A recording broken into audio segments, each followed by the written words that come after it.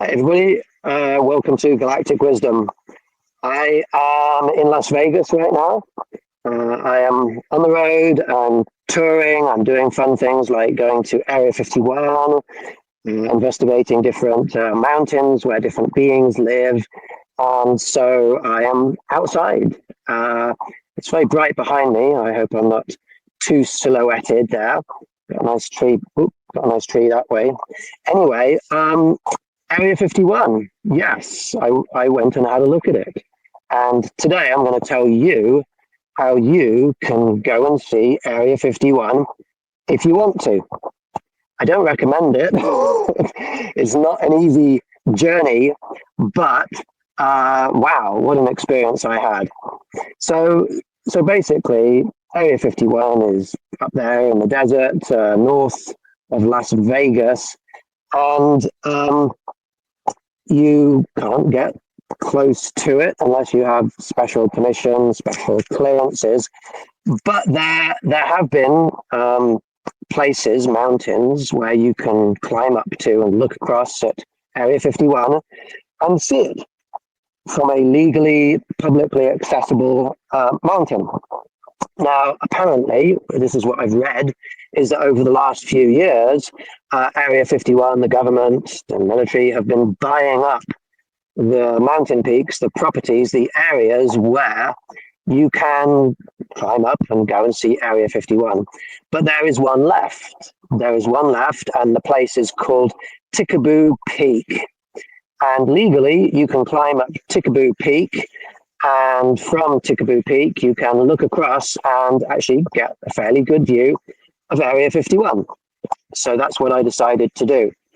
So you have to start off. I'm going to tell you how to do it in case you want to do it.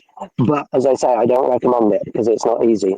But you start off driving up north of Vegas to a wildlife refuge, which is called, now I don't know how to pronounce this, Piranagat, I don't know, Piranagat National Wildlife Refuge. It begins Pahr, Paranagat. And that's a good place to start. So I went to to the visitor center in that wildlife refuge last week. And I asked them, hey, do you have any advice about how to get up safely to Tickaboo Peak? And the person that was working there, she wasn't sure, but her boss had told her that at the start of the Trump presidency, the government had bought up that land and it now belonged to the Department of Defense. And that if you go up there, which is something they didn't recommend, then you might get fined for being up there. And so that didn't sound very good. And so I said, well, I haven't found that anywhere online. Are you sure? Like your boss told you that? Was he sure? Where did he get that information from? And we both went online for 20 minutes and we looked it up. And everything that we could find did not say that Tickaboo Peak had been bought by the Department of Defense. It seemed to still be saying online everywhere we looked that that it is owned by the BLM, the Bureau of Land Management, which would mean that we can legally go there. So I went backwards and forwards. Should I? Shouldn't I? And then I thought, well, why not? I'm telling lots of people I'm going there. If they arrest me, hold me captive underground in Area 51, lots of people will be on their backs saying, release Rupert. And it would make for a good podcast anyway. So I decided to go ahead and try it. And so from Piranagat, Desert National Wildlife Refuge, there are roads that go into the refuge, through the refuge, up over through the mountains, and to the Tickaboo Peak trailhead. Now, it's over 20 miles of unpaved dirt roads. and not just unpaved, but in places completely impassable. With pretty much any vehicle, I would assume, other than maybe a helicopter. So my first route in, the road narrowed until it was barely uh, passable. But then the boulders that your vehicle is supposed to traverse, no, not a chance. And I gave up and said, okay, well, that's that. I'm going to turn around. But I thought, well, I've rented this four-wheel drive high clearance Jeep at great expense, so I'm going to keep trying. And I tried another route, and I did better that time. So you have to, it's a bit of trial and error, but you can drive all the way up to nearly to Tickaboo Peak trailhead. Now the road gets worse and worse and worse until you're faced with a a small windy dirt track, dirty rocky track that is completely washed out by a stream cutting through the middle of it, which is now dried. But it ends up with the road on both sides and a deep sort of gully that you have to drive down into and up from to pass this. And I came across this one gully and I thought, not a chance. There's no way my vehicle is going to be able to get through that. But I got out of the car, I had a look, and I carefully decided, well, if I went to this side and then I went to this side and I tried to do it at this angle, I might get through it. And I tried it and I succeeded. I did get through it. And another 2 or 3 of those later, I found myself arriving close to Tickaboo Peak trailhead. Now, it's a popular place for people who are interested in UFOs and aliens to go and visit. So there is an area there, a clearing with stone circles, with campfires that people have had in there. I was the only one there at that time, and it was a Saturday evening, so it's not like extremely popular. But I could see that I was in the right place. But finding the trail itself was quite tricky, and I did sort of have a 10 to 15 minute detour going the wrong way. But I eventually found the trail. Somebody has gone through, probably more than one person has gone through and tried to mark the trail with like caution tape, plastic caution tape that they've tied around branches. And they have marked a rough basic route to get to Tickaboo Peak. Now, you can't rely on that. It's not perfect. It stops and it starts, and you lose it, and then you find it again, and sometimes you lose it and don't find it again. But I recommend if you want to try going there, on Google Maps, before you go, get the satellite image of Google Maps, get it out, plot in your course, and then just leave your phone on that. There's no signal up there, but if you start your Google Maps before you get to the no signal area, then it will stay working, even though there's no signal up there for the internet. The satellites will still be flying, so you can still use it. And on the satellite image, you can see where the trail goes. I recommend taking a compass with you, or some piece of technology that has compass bearings in it too. Now, I hiked for maybe an hour and a quarter up towards Tickaboo Peak, and then there's like a false mountain. You get to the top of this peak, and then you look across, and you can see that down a bit and up a bit, there's a higher peak, which is Tickaboo Peak. But when I got to that point, and it was still daylight, when I got to that point, I could see on top of Tickaboo Peak a tower with video cameras, with monitoring devices on that tower.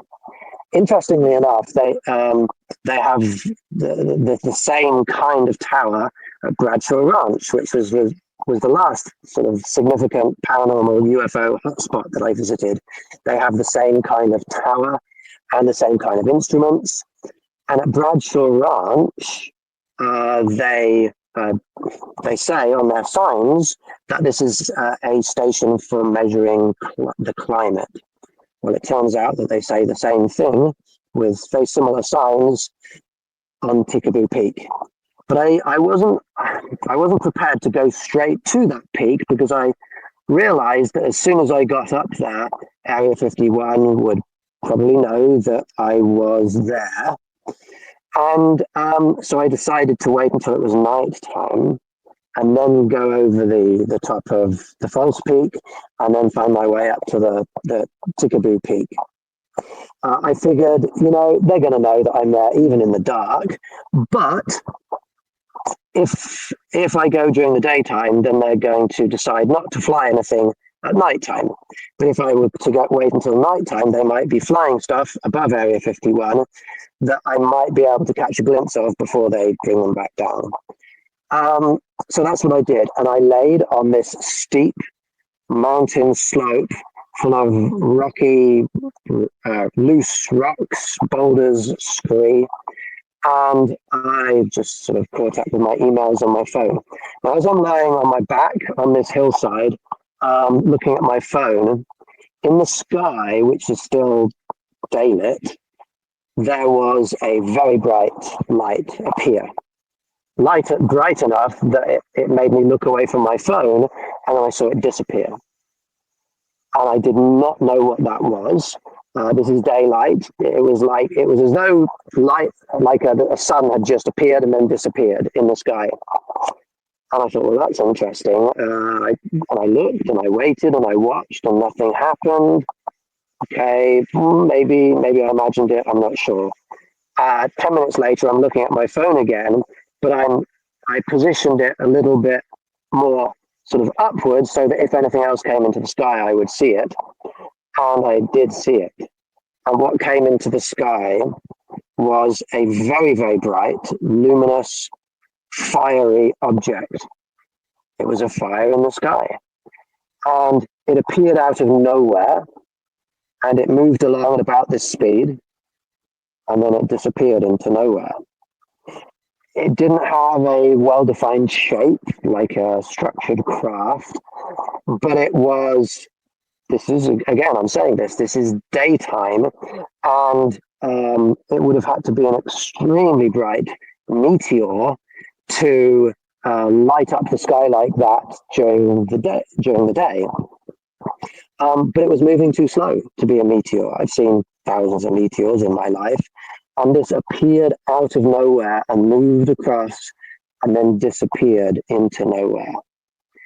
It reminded me of the dorsal fin of a shark that comes up out of the ocean, breaches the ocean surface like this, and then goes back down, dives back down. It was kind of like that. But where a shark would be coming up out of water into the air and then going back down into the water, clearly this thing in the sky was not coming out of an ocean. Where was it coming from? Where was it going back to? Well, my speculation would be ultra-dimensional spaces. The object was not there before, and it was not there after. It just appeared in the daytime sky and then disappeared, probably from higher dimensional space into three-dimensional space and then back out. And I saw it a fourth time as well. And what's interesting is this object was pretty much circling me. It was the same object, and it was circling me. And the fourth time I saw it, it had come back in front of me. And I realized that something is observing me. Something was observing me. Something was monitoring me. So let's think this through with a little bit of reason and a little bit of logic. Could it have been an Area 51 vessel of some kind? Alien tech, but Area 51. Well, maybe, but why would they be showing their presence when they didn't need to? They're very secretive, And they must realize that if they come into the sky above me, I'm going to see them, and I'm going to come back onto my podcast show, and I'm going to say, hey, guess what I saw? Why would Area 51 craft and employees do that? I don't think that makes much psychological or logical sense. I think as soon as I show up on the mountain peak, they're going to want to bring everything out of the sky so that I can't see it. So my best guess is that that was indeed a non-human intelligence controlling some kind of vessel, coming in above me, monitoring me. Why? Well, maybe checking I'm okay. Maybe maybe they live in the area. Maybe they noticed me there and they came out to see what was going on, what I was doing there. Maybe they know me already, or they understand my alien connections, and they came out because of that. I don't know the answers to these questions, but it's I can speculate and produce good theories. What I can tell you is, a week before I went to Area 51, I with my online astral projection team, remote viewing team, alien communication team, we actually projected into Area 51 a week before I went. And when we were doing that, we came down from the sky. We went down into the ground under Area 51 and we had a look around to see what was there. And we connected with beings that were there. We had one of my team had a tall light, put their hand on top of the person's shoulder and guide them around the Area 51 area, maybe protecting them as well. And so we told beings in the Area 51 area that I was going to be coming along. And maybe they knew I was coming along, so they came out to greet me. It was a very cool experience, and definitely feel like I connected in a special way with some kind of beings that was up there. So then, when it was dark, then I went over the false peak, down into a valley, and tried to find my way up to Tikaboo Peak. I completely lost the trail, couldn't follow the trail, but a peak is a peak, and all you need to do is keep hiking up to get to a peak. So that's what I kept doing. In whatever direction I could, I hiked higher and higher and higher until I could hike no higher, and I was at the peak. And then, yes, I came across that tower there were clearly videos on the tower that were 360 looking down. So they were monitoring. Somebody was monitoring with video that entire area downwards. Now, for a weather station, do you need a video camera monitoring downwards who's at the base of the tower? I think not. But there were some interesting pieces of equipment there, devices, and I recognized whatever devices they had there, they had the same devices at Bradshaw Ranch. So two government-owned properties, Bradshaw Ranch and Area 51, Tikaboo Peak, two maybe government-monitored areas where, there are weather stations. They're doing research into the climate in those two places, and that's great. But I only ever see these climate research stations when I go to UFO hotspots. So that's kind of interesting. But I decided, well, I'm going to do that anyway, and they can see me if they want to. And I waved at the camera, and I was the only person there. And clearly, a considerable number of people have been to that peak because there was an area that was quite flat with boulders built up around it. It looks like it's been constructed by people that have gone there, built up a wall around it, a low wall so you can sit behind the wall and put your cameras on top of it and look across Area 51. some very kind people had left some bottles of water up there for people who make that climb, because it's not an easy climb. And again, I don't recommend it. I would describe it as very hard or strenuous. Unless you're a good hiker, I suggest that you don't try and make that climb. Um, so it was very nice that some people left bottles of water up there. There was a couple of cans of something as well up there, and I was intrigued because there are big canisters of something with ropes tied around them. And I opened one, and I couldn't really tell what was inside it, some kind of weird plasticky, cardboardy stuff. I opened another and then regretted it because there was a very foul smelling liquid in there, and I didn't even want to try and guess what that liquid might have been. But thankfully, there was water up there so I could wash my hands after handling that canister. So yeah, if you go to Tikaboo Peak, don't open the canisters. Bad idea. Yes, and so when I got there, I didn't hang around. I got out my Psionics Aurora Pro night vision monocular. I put it on a tripod. I turned it on. I looked across at Area 51, and I set up the tripod looking at Area 51, the camera looking at Area 51. And in those first few seconds of video, there is a light in the sky above Area 51. And within a few seconds, it disappears. Doesn't come back for the entire 2 hours that I'm there, but something was in the sky when I first arrived. Now, Area 51 is over 20 miles, I think, from Tikaboo Peak. So yes, you can see all the lights very clearly. You can see, an expanse of lights. It's quite a big place. And there's some other lights on the surrounding mountains and one or two in the surrounding valleys. But it's a long way off, so I couldn't make out what the shape was of the light that was in the sky. But it's interesting that it was there when I first turned on my camera, but then within a few seconds it had gone and it didn't come back. So I wonder, were they monitoring me? It seems likely. But I did record Area 51 for about an hour and a half, I think. And I had my tripod stationary, my camera stationary, which means that when I get home, what I'm going to be able to do is to condense that 1.5 hours into, I don't know, maybe a minute of footage, and you're going to be able to see what happens speeded up.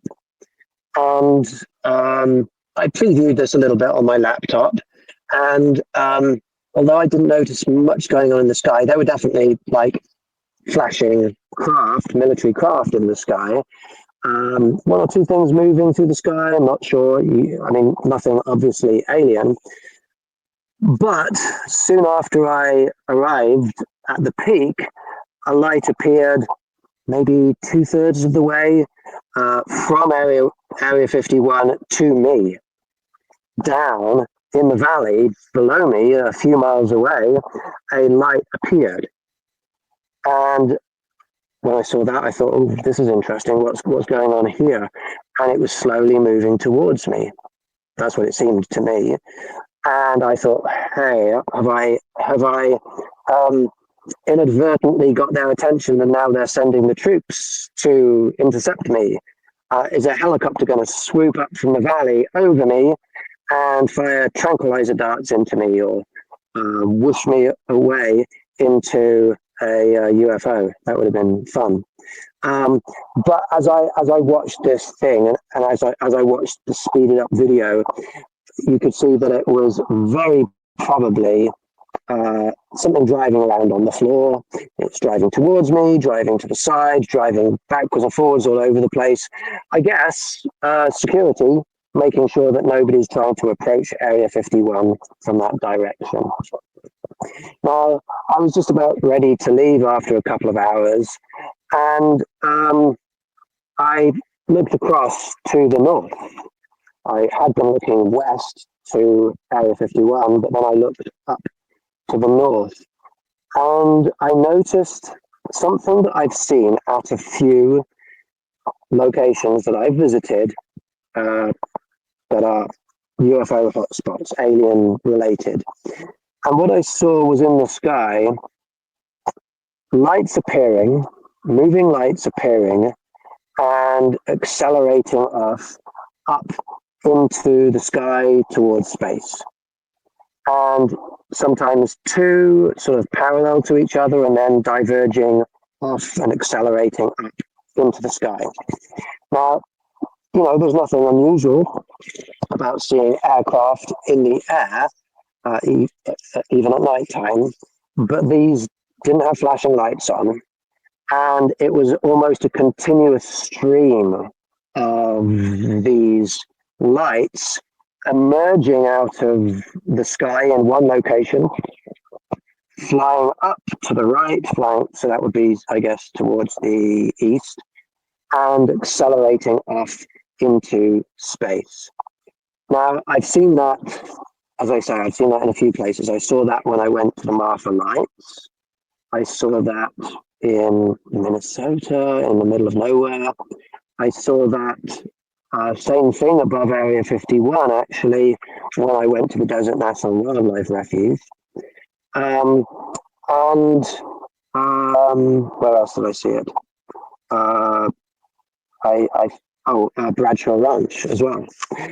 And there's part of me that thinks, well, what could that be that makes just sort of reasonable sense? And one thing could be, well, maybe it's a commercial airline flight route, a flight path. But no, there were too many. It was almost constant. They were only 10 seconds maybe behind each other, each one, and there were 2 or 3 layers of them at one time. And it carried on for good, maybe 20 minutes, half an hour that I was watching. And what is this phenomenon that I'm seeing? What is it? That seems to be a mass of hundreds of aerial vehicles or phenomena leaving the Earth, or leaving a certain area and accelerating off into the sky to go somewhere else. And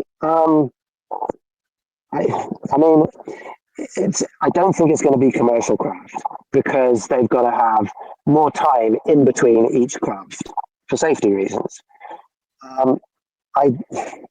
Could it be military? Well, it could be military, but there's no flashing on these lights, and hundreds of them streaming upwards. And this is like, I've seen this in a few different places. So all around the US, I'm guessing, there are hotspots where this is going on. Hundreds of craft streaming up into the sky. And I have another theory, and this is probably a little bit more way out there, but it seems to me a little bit like a interplanetary highway. It seems like maybe there is some kind of interplanetary or transdimensional space station under Area 51.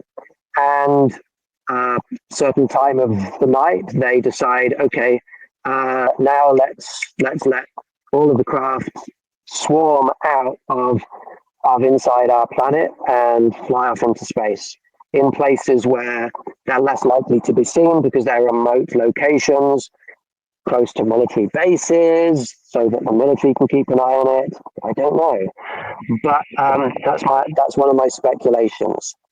There are many times more alien beings and alien craft in and around, outside of our planet, than most people comprehend. There's very likely more non-human entities than there are human entities in our solar system. And so maybe they've been doing that for hundreds of thousands of years.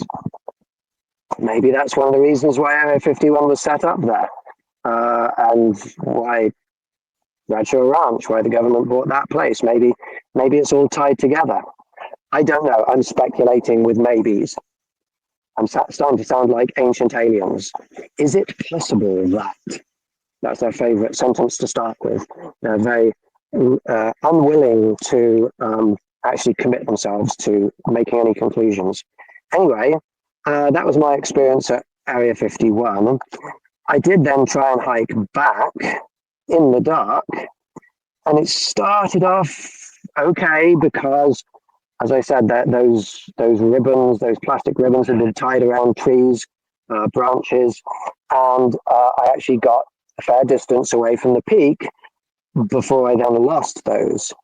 And I found myself in the dark, not knowing where the trail was. And I did have my Google Maps on my phone, so I could, but it wasn't giving instructions, but I could at least see the direction of the trailhead. And I had, the compass actually inside my night vision camera. So, I could find my way back to the trailhead, but it wasn't easy. And there were mountain peaks and mountain slopes and valleys, and it was not an easy time getting back. And I felt like somebody that wasn't in shape, somebody who was going to struggle a little bit more than I did, might not have been able to make that hike back. So I wouldn't want to put any of you at risk by suggesting you do that hike. If you do decide to go to this location, I recommend the way to do it is, yes, rent a 4-wheel drive high clearance vehicle, drive in that direction up towards the trailhead. But as soon as you come to a gully or a dried riverbed that you can't traverse easily, stop, get out, hike.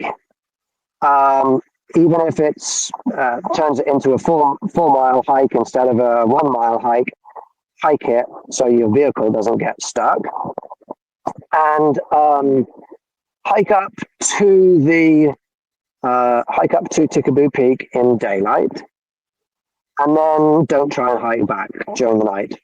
Camp up there, sleep up there. I think you're going to be fine. I don't think the helicopters are going to come and try and take you off the mountain peak. It's really hard to get to, so sleep up there and then hike back down in the morning. Make sure you have enough water with you. Under those circumstances, yeah, you could do that, but don't try and do it like I did, all in one go at one time. At one point on my hike back in the dark towards the trailhead, I had lost the trail, didn't know which direction to go in, and the only options to me looked dangerous, and I started to feel like a sense of frustration and a little bit of worry, and at that moment I saw what could have been a shooting star, but traveling directly vertically down towards one of the directions that I was considering going in. And I looked at that, and I looked at it and I said out loud, "Thank you," because I was pretty certain that was a non-human intelligence taking care of me and saying, "This is the route to take." And ironically, I did not end up taking that route. I went down there a little bit and thought, "This is too dangerous, I'm going to take the other way." And I ended up regretting that I had gone the other way. It took me forever, and it ended up being equally as dangerous. So I wish I'd have listened to my alien friends. But anyway, I did get back to the trailhead, and the journey back, when I finally got back to my vehicle, wow, was I happy. But then I had to drive through all those gullies and dried river stream beds again, and that was not easy. And again, when I came across this one dip in the road, ditch in the road, I I saw it in my headlights and thought, oh my God, Rupert, what have you done? But I got out of the car and walked it and figured out the safest route to attempt, and I attempted it, and I nearly skidded out off the edge off the road in that attempt, but I did not, and I made it, back to Las Vegas at probably 3 or 4 in the morning. But I didn't have the luxury of being able to just then sleep, because I had rented this vehicle, and one of the things that had happened on the journey is the tracks are very narrow in places, and there are trees either side, and apparently some of these trees have sharp branches, because when my vehicle brushed past the branches, it left multiple scratches all along both sides of my Jeep. And I knew if I take that back to the rental company, which I was going to have to do before 10 a.m. that morning, then I would get charged a lot of money for the damage that had been caused to that Jeep. So I did allow myself a couple of hours sleep, and around 8 o'clock in the morning, I started calling around all of the local vehicle scratch repair services. But it was Sunday morning, and most of them were closed, and the only ones that were open are like these mobile repair companies. And I was sending photos to them of the scratches, and they were saying, oh, that's going to cost you several $1,000s. I'll only charge like $1,000. I was like, nightmare. This is not something that I anticipated and wanted to pay. And but thankfully, I did find one very kind young man who got out of bed and came down to fix my car for me at a very reasonable price. And it's just nice that there are good people in the world who are not taking advantage of people's problems. And he was able to just sort of buff out with a rotating thing. He was able to buff out the scratches and leave the vehicle looking as good as new. And so I got it back at 8 o'clock. And so I got it back before 10 o'clock. And still, the whole thing cost me in total $500 probably for one night's rental. I mean, this is not good. This is not something I can afford. But I saw Area 51. I had to do it. So that's my Area 51 story. And, talking of helping people who are in need and not taking advantage of people, I was walking around inside a large sort of mall type building, and for some reason this woman she came up in like an electric sort of wheelchair thing, started chatting, and she burst into tears, and I talked to her, asked her what was going on, and she had fallen in the shower that morning, staying in a Las Vegas hotel. She'd fallen in the shower and didn't have time to go to a hospital because her flight was leaving, but she was in so much pain, and all she could do was cry. And it wasn't like, a scam or anything. This was genuine, and she wasn't asking for money or anything. She wasn't asking for anything. She was just upset and needed somebody to talk to. So I talked to her for 10 minutes, and she was like, I don't know what to do. I don't know what to do. And I said, well, listen, I'm not like perfect in any means, but I do spiritual healing. Would you be interested in getting a healing on your back right now? And she's like, how much are you going to charge? And I said, no, I'll do that for free. And so we asked a few people in the area who had chairs, can we just put the chairs together? They were cushioned, get this woman lying on them so that we can try and give her some relief. And it was beautiful to see that there were a number of people who could see that this was a woman that genuinely needed help, and we all banded together. We made her a nice bed out of these chairs, and she lay down, and I gave her like a half hour healing. A young girl that had been watching the situation from afar. She walked over. I don't know. She must have been like 7 or 8 or something, and said, "Is there anything I can do to help?" And so she held the woman's hand during the healing, just to sort of help out. And it was beautiful to see these different people coming together to help somebody who needed help. And it wasn't for money, and it wasn't for anything for our benefit, other than that we're empathic people and don't like to see somebody in pain. I gave her this half-hour healing, and during the healing, I kind of said to her, I could, if you like, I work with some extraterrestrial beings who I could ask to come in, and she was like, yes, please do that. And so it was quite funny that just this random encounter led to me introducing somebody to Tuk, who is a healing extraterrestrial, and some of my Arcturian friends, Sashki, who also like to help people and like to heal people. And at the end of it, she felt a lot of physical relief. The pain had subsided a lot, and she was just in tears and hugging us all the people that had helped her. And yeah, just a nice story. There are good people in the universe that do things like that just because they can. So yeah, that's what I'm doing now.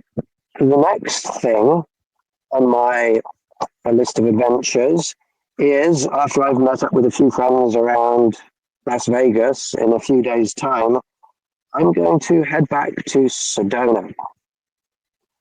And at some stage in Sedona, I'm going to host an in-person event there.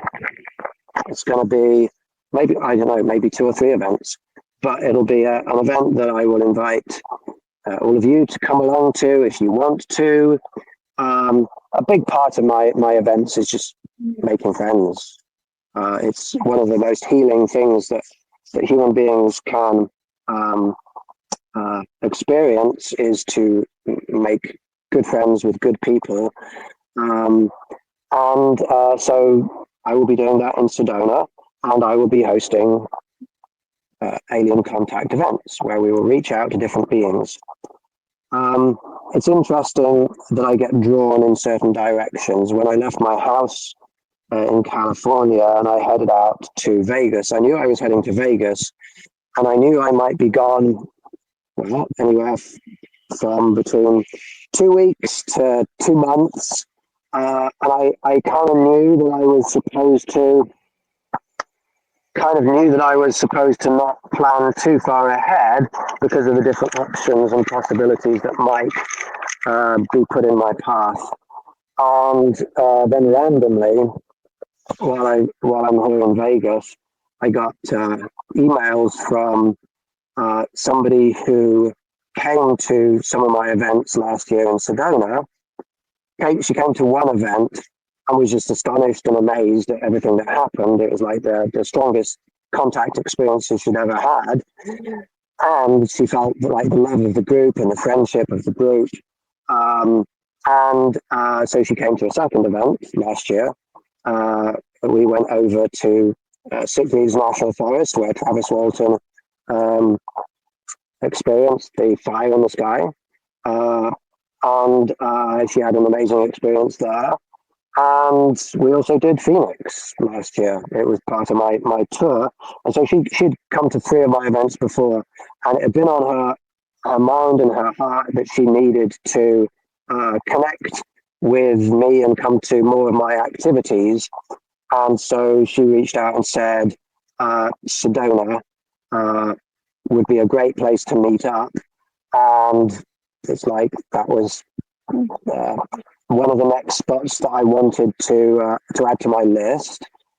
And this woman that I'm talking about, she channels. She is very psychic. She feels connections. She's the kind of person who, if I were to listen to speak after listening to for just 2 or 3 minutes, I would know this is somebody who is connected, actually connected to aliens, to spiritual realities. Anybody else, or a lot of people, the general population listening to her for 30 seconds would think this woman has completely lost it. Um, but that's what people who know truths often sound like. So she said that things often happen in threes uh, as a sign to her that she should do something. And she explained that to me, and then I forget what it was. Something happened in a three relating to alien stuff, and I was like, oh, there you go. That's confirmation. So anyway, that's cool. Synchronicity, all that stuff. So Sedona is going to be my next stop, and in Sedona, she has a mission. I have been given a mission from the Ebens to find a certain cave and look inside. That's a mission that I've been given from Ebens. Ebens stands for Extraterrestrial Biological Entity. They are small, 4 or 5 feet tall beings. We know a couple of them. I know a couple of them. They, rather amusingly, have picked names from the Star Trek universe for us to use when we interact with them. We interact with an Eben who calls himself Jean-Luc, and we interact with an Eben who calls herself Deanna. And they do that because they like Star Trek. That's what they told us. And we encountered those two beings separately. Different events, different locations, different people told us the same thing. When we asked Deanna, how did you get your name, Deanna? She said Jean-Luc gave it to me. So that's kind of cool. So yeah, we're getting proofs of all these things all the time. But when I asked Deanna, what can I do for you? She gave me a mission, an away mission. She gave me a mission, and I'm not going to tell you all the details because I've got to do what is safe and right for everybody involved. But she gave us a mission, and the mission involves finding a certain cave in an area which is very probably Sedona. So maybe my connection and my friend's connection coming together with our different psychic and alien and paranormal connections, maybe we'll be able to find this cave. And maybe I'll be able to tell you what happens next week. I don't know. We will see how it goes. So yes, that is my next move. While I'm talking about Star Trek, Star Trek is awesome. There's some really, sorry, I'm adjusting my position here because I'm not in the most comfortable of positions. There we go. That's a little bit better. Star Trek Next Generation. See, I have about 5 minutes to kill, 4 minutes to kill. So I'm going to talk about Star Trek. Go watch some Star Trek Next Generation. There are shows out there, and sci-fi shows, fantasy shows, and even regular shows that have great wisdom to them. Shows that don't feed upon our worst or most negative impulses and instincts and needs as human beings, but that promote, encourage, and inspire people to be the best that we can be. Star Trek is one of those franchises that inspires people to be the best they can be. Imagine a future where the planet has solved all the big problems like poverty, hunger, and people generally get along with each other.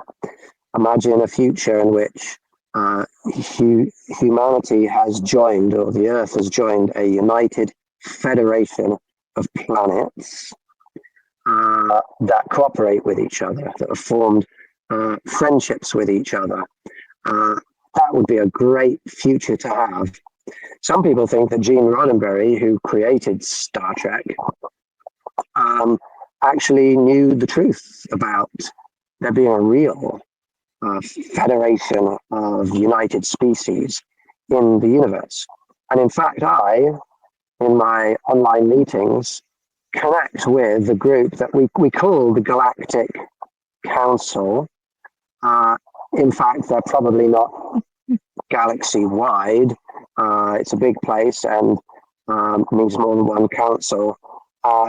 There's probably about 200 different councils like this around the galaxy, and we connect with and communicate with and work with the local Galactic Council group. In fact, we have a seat on their council. If I sound crazy to you, well, you can have a good laugh. If I don't sound crazy to you and you like the idea of getting involved with some of the things that I'm talking about, then please join my Patreon group, patreon.com/alien contact. And if you go to that location, there's a free membership option. But if you want to support what I'm doing and get more involved, then there's a few different tiers, membership tiers you can join there. And my next event is going to be on Friday. So that would be tomorrow. Tomorrow evening at 5 p.m. Pacific time, you'd be welcome to join my Patreon group and then join me for a alien contact meeting in which we're going to have a guest speaker. And we're also going to ask some of our alien friends a big question: where do you come from? That's going to be our big question that we ask tomorrow. So that just about wraps up my activities and this show. I would like to thank everybody here very much for watching. Thank you for your patience in following me around the country as I move from location to location. And I'm not just operating from a nice studio with a nice microphone in front of me. I wish you all peace, love, and well-being. You all take care, and goodbye for now.